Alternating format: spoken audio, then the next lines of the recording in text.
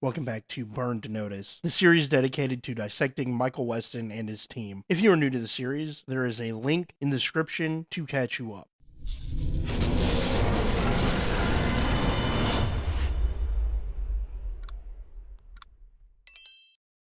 This episode begins with Mike obsessing over the newly acquired file on Carla. So much so, Fee has to bring him back down to Earth because he missed somebody following him. So as usual, they use some evasive maneuvers in order to out the follower. And even though it works, well, it honestly doesn't matter because the follower turns out to just be his brother Nate.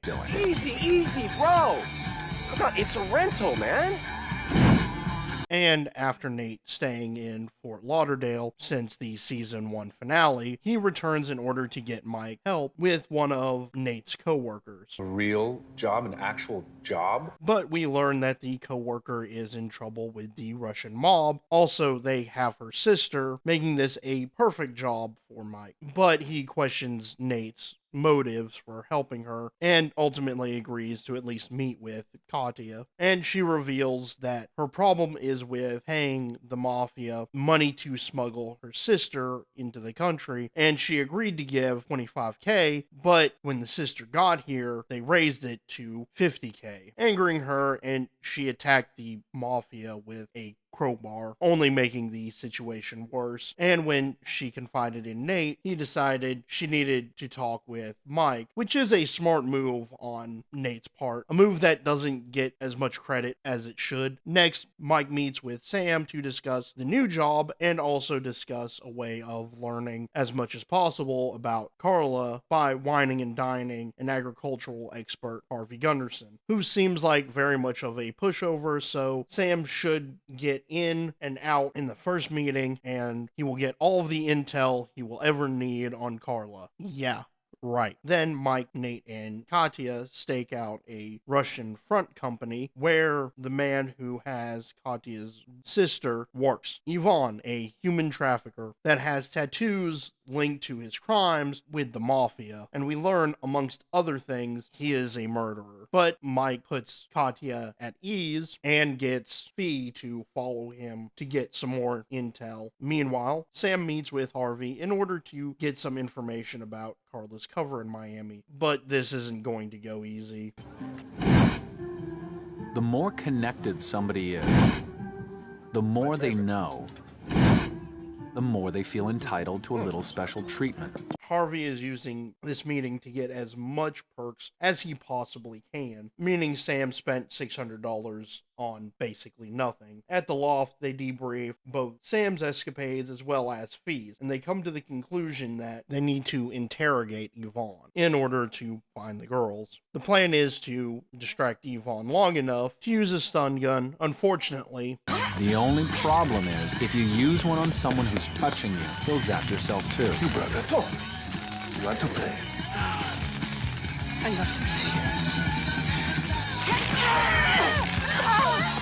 and thanks to Fee being crazy, they apprehend him. While they're figuring out where to hide Yvonne, Sam goes through some of his contacts in order to figure out as much as possible about Yvonne and his boss. This is where Sam finds the pseudo hideout for this season, an old concrete plant, and with some slight modifications, they make it look like a jail. And Mike discusses how they are going to mess with Yvonne's head. Then Sam begins the interrogation with Yvonne, who begins by lying about his operation. Unfortunately, Ivan is trained to withstand interrogation, so in order to get the information they need in the timetable they have, they need another prisoner to be his friend. But Fee can't do it because she kind of tased him, and Sam also can't do it because he is the face of this operation, and also he has to go see Harvey Gunderson. I'm tap dancing as fast as I can. Also, we know that Nate Nate can't be it because we definitely know he doesn't speak Russian. So it falls on Mike's shoulders in order to gain Yvonne's trust. However, they are going to have to use Nate as a guard in order to sell the story that this is an actual government facility. Although they could have just used Fiona to be the guard, but I guess they needed some way to bring Nate into this mission. It is a little weird, but it makes sense. Also, Mike has to pretend to be beaten up, so Fiona throws one or two punches, and then Nate decides to rough him up even more and gets a bit overzealous. And when Mike meets Yvonne, they begin talking in Russian until they begin to fight. And it is a nice touch of the show runners to get Mike to fight in a Russian style, because if I was one of the writers, this is something that I would have never thought of. And this does ultimately gain at least a little bit of trust from Yvonne. Mike poses as someone who gets the girls customs, which is a great cover ID. It gets him involved into the criminal life, and it explains why he knows who Yvonne is without raising too much suspicion. It's not like he's planning to pretend to be a mafia boss. Again, nice attention to detail. However, during this conversation, Ivan slips and reveals enough about the location of his boss, which Sam and Fee go to investigate when Harvey calls and makes another meeting with Sam. Also, Fee uses thermal imaging in order to see if they can find where the girls are being hid, and they find something that is promising. So they decide to pull a slight investigational job by going into the restaurant, finding Takarov, the boss, and getting Sam to become belligerent about the food in order to distract the security guards, to allow Fee a window to go upstairs to figure out what's going on, just to find a bay of computers to pirate software. Go figure, which is kind of crazy because now you would just need to put it out onto the internet. There's no real reason to be downloading it onto a disc, but this was plenty years ago, so times have changed. And Fee comes to the rescue of Sam by removing him from the security guards. Back at Maddie's, Katya is rightfully upset because they still don't know where the girls are. Also, she throws Nate under the bus when she mentions the name of the diner Takarov